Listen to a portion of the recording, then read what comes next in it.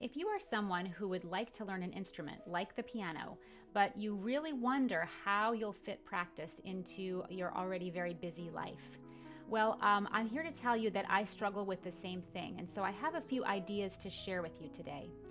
And since it is the beginning of the school year, this is often a time that feels like the beginning of the year, a little much more so than January even. And so it's a great time of year to consider how to develop a regular and consistent practice routine. Regular practice is a habit that we have to develop. And in my own life, I am a little frustrated with myself because my practice is often sporadic and I fit it in wherever I can, but it doesn't feel like it's really something I do at the same time every day, which I really would like. So the three ideas I have to share with you today, or two of them at least, come from the book Atomic Habits by James Clear. Bestseller, you may have read it. But today we'll talk about that in relation to practicing the piano. So the first idea I have for you today is called habit stacking. And this is where you take a habit that you would like to develop, like practice, and you stack it on top of something that you already do every day consistently. So try and think of something that you do every day consistently. I know for me, I drink coffee. Maybe I shouldn't, but that's probably the number one most consistent habit that I have. So that's a good signal to me. And then of course we eat meals consistently. We have to do that to live. And the other thing is that I do take walks very regularly. So as I was evaluating my own life and my own schedule, I think the best in the morning. So I came up with the idea that I'm going to practice either after I have my coffee or after I take my walk. Both of those things I do right away in the morning, so that means I can get at my practice routine right then. So maybe for you, practicing after dinner is the sweet spot because you go to work first thing in the morning. Or maybe you do it right after lunch if you have a longer lunch break or something like that. Or if you're a parent listening and you're trying to help your child develop a routine, maybe a good time for them would be after they come home from school, after they have a snack. Or maybe they play outside every day. I think some kids still do that, at least I hope. So those are some ideas for habit stacking. The second idea is to develop a habit streak. And we do this with a lot of video games and electronics. But today, I'd like to show you a habit streak idea that I'm using that is a bit more tangible. So I have this jar of marbles, and I just happen to love marbles. I think that they're really beautiful, and they're all very unique. And so every time I practice, I'm putting a marble into the jar. So you see I have some started here. And I have larger containers, but I really believe in small wins. So I didn't want to have to, practice for a year before I filled it up and saw progress. And if this is something you could do for yourself, or again, if you're a parent watching this, when the practice gets full, you can reward yourself with a special treat. I'm still thinking about what I'm going to do. Maybe a Cinnabon. I haven't had one of those in like forever, and they are so good. So bad for you, but they're so good. So that's a habit streak. Now, I like the fact that this, like I said, is physical. It's sitting right on my piano and I see it. I know that there are many apps that you can use to track your habits, or maybe even a visual grid like on a piece of paper. But I like that this is just right here and I don't have to do anything to take it out. So it helps me pay attention, which keeps me accountable.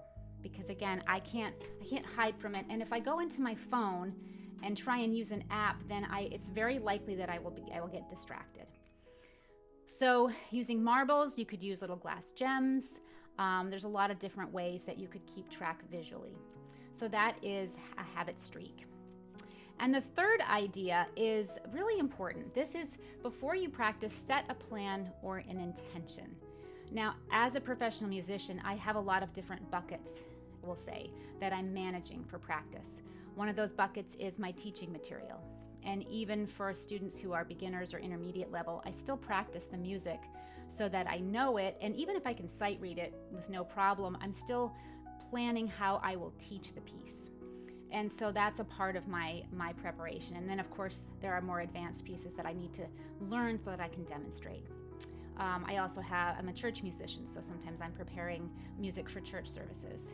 I'm also working on lead sheets and taking one popular tune and then transposing it to every key. That's a skill that I'm just working on myself.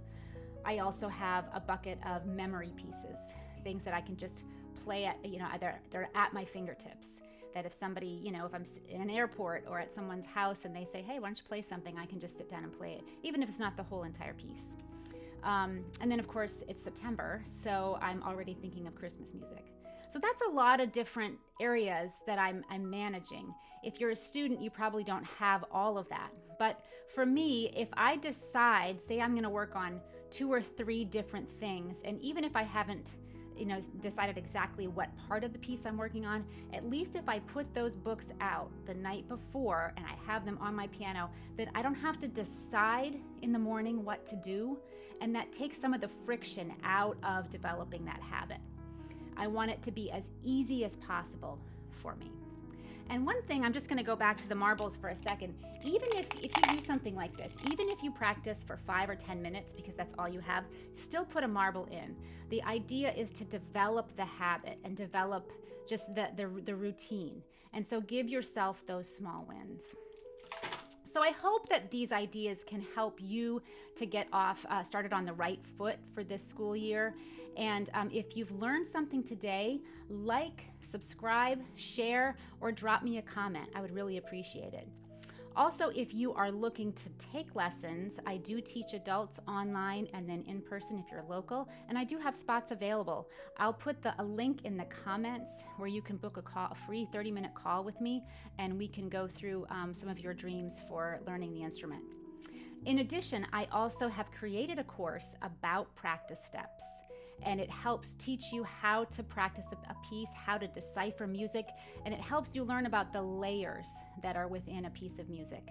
I have 6 videos. You can watch them all in less than 2 hours, as well as downloadable PDFs that go along with the course. So if you're looking to supplement your practicing, maybe you're a student, this would be a great resource for you. You may be a teacher with transfer students. I actually had that situation this year, and you're not really sure what they covered with their other teacher. It always takes a little while to develop a rhythm with that new student. This could be a great resource for both of you to get on the same page with your terminology and with your method.